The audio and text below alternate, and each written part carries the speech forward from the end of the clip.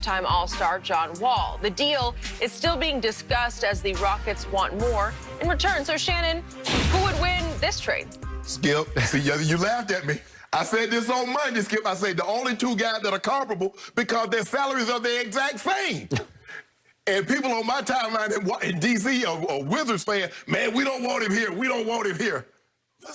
It's really the only trade that makes sense. It really does. But $132 million for $132 million. Okay. So here's the thing. Here's the tricky part. Skip, the season starts on the 22nd. John Wall last played an NBA game December 18th, 2018. Unbelievable. So over 2 years. So, Skip, we don't really know. Remember, he had heel surgery, and then he fought an infection, and then he tore his Achilles. He said he tore it at home. I don't know how it happened, but he fell at home and tore his Achilles. Tore his Achilles. You want to talk about double jeopardy. Right, so he's been away for 2 whole years. Skip, for me, I look at it like this here. It's like, and if you're a car enthusiast, you know what I'm talking about. It's like trading a Nova for a Gran Torino. They're basically the same guy, Skip.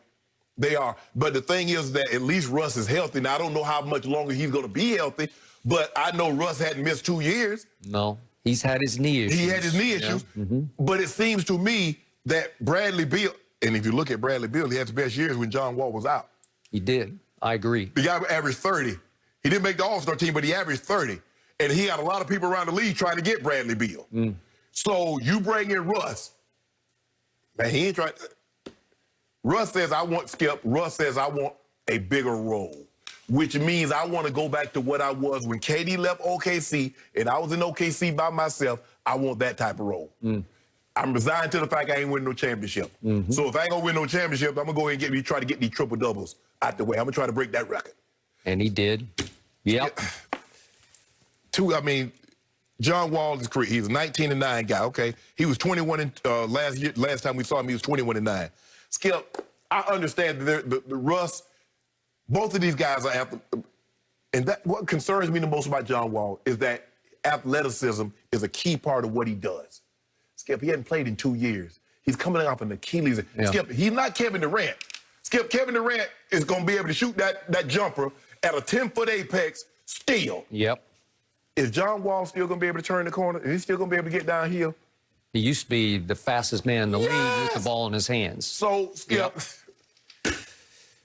would there be any winners?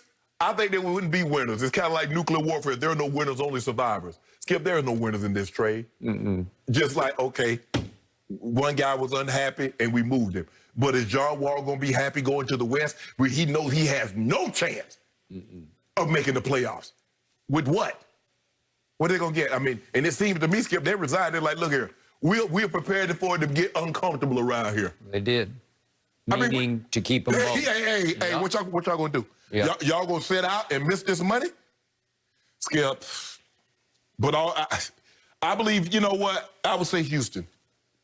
No, Washington would win the trade because they would get off a guy that hadn't played in 2 years and whose athleticism is a key part of how effective he can be. And he's had an Achilles surgery and he hadn't played in 2 years. At least Russ is, for what we know, Skip, is healthy. Yep. But that's 50.5 to 50.499. Okay. I will go with you. Washington wins the trade. But I'm going to put quotes around wins because you're actually trading problem for problem, issue for issue.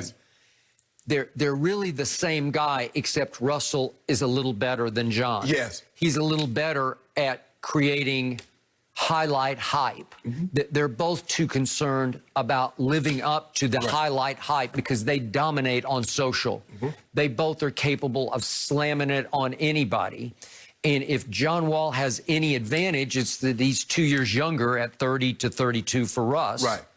And weirdly enough, this has always sort of flustered me about John Wall. He's listed at an inch taller than, he's listed at 6'4". He doesn't look 6'4". He doesn't play 6'4" to me. But they're both more shoot-first kind of point guards. But they don't shoot well. And both of them are liabilities from the three-point line. Liabilities because they're both in that 32% range. So you got to live with that. Streak shooting at best.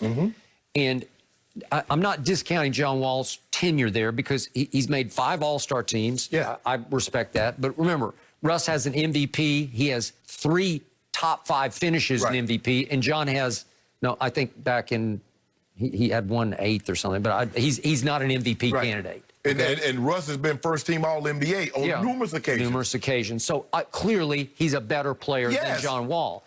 John Wall is capable of going off. So look at John Wall's career. He's had a 52-point game, Russell's career high in the regular season of 58, and John's had a 42-point playoff game. Well, that's hard to do. Russ has had a 51-point playoff game.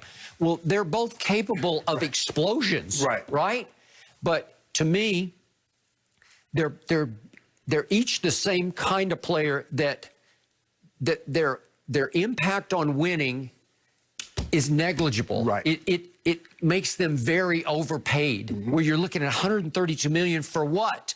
Because John has led the Wizards in the Eastern or Eastern Conference to 4 playoffs in 9 seasons. It's not good enough. So he's won 3 of 7 playoff series, and he's 20-17 overall in the Eastern Conference playoffs. It's not good. Is it all his fault? No. But if you're the driving force of the team, maybe you'd be better. And you know what Russ has done. He's 11-9 in 20 playoff series, okay? But remember, how many they're with KD, okay? Since KD left him, he's 1-4 in playoff series. So he's overall 54-52 in the postseason. But without KD, he's 7-17 in playoff games. Well, you see what's happened. He actually got to go along for a great ride, and with James Harden and KD's help, they got to a finals against LeBron, right? And that's the thing, Skip, is that I see basically the same guy. I believe Russ is a little bit more athletic, and especially, Skip, 2 years is a long time for someone to be away from a job and to come back. And I don't know, is he going to be able to pick up where he left off? Because like you said, he's 30. Well, when he left, he was 28. He didn't have these injuries. He's coming back off a bone spur surgery and an Achilles.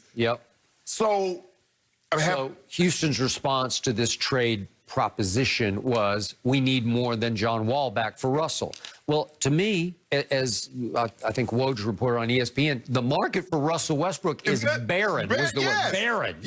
Okay, well, you want more back? Well, good luck, because beggars can't be choosers, and I think you're begging somebody to take him. But that's the thing, Skip, is that when you get a player, you're never going to get back equal value. They're never going to get back what they gave up to get Russ. Because think about it. You gave up Chris Paul and draft picks. You did. Ain't nobody giving you no draft picks. You better take these bag of marbles and get on up out my face. That's basically what they say. Take John Wall and get out my face. We swapping contracts. That's all you're doing. Because you're not getting picks. All right. So now the new management of the Houston Rockets are saying we are prepared to be uncomfortable. Well, you want to talk about discomfort? Force Russ to play with James again for another year and get up to, what are they going to start around Christmas? You know, 22nd. You get up to like March and see how comfortable you are, because they're going to be extremely uncomfortable playing together. They both made it clear we both won out. Well, that's today's NBA. So are you going to just bite that bullet and say, we're just going to, whether they like it or not, we're going to make them play? Because they both got years left on their contract. Well, the problem that they have, Skip, is that both players has made it be known that they want out. So the value, Skip, if I know you want to sell something, I ain't giving you market value for it, because I know you want to get rid of it. Now, if you let me come to you and say, look at guys, look, we see what everybody else is doing and we just can't do it. And we're thinking about rebuilding. So this is what would you give us for James Harden? What would you give us for Russ? But you've already told me that you having a garage sale. We used to call them rummage sales, but I guess they call them estate. You know, rummage is such a bad word. They call them estate sale. Okay, we're having an estate sale. In other words, we're getting rid of some stuff. Skip, they told us, no, we want out.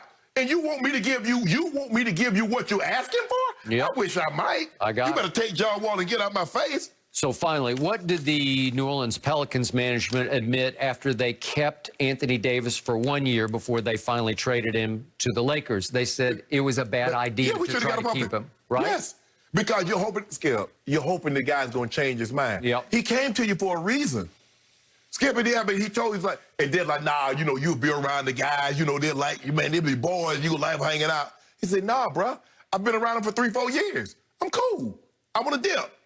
And Dale dips. He could have still had a job, but he want to play hardball. Nah, I want 7 first-rounders, and I want this and this. And guess what he got now? Nothing. Okay. And guess who in the job?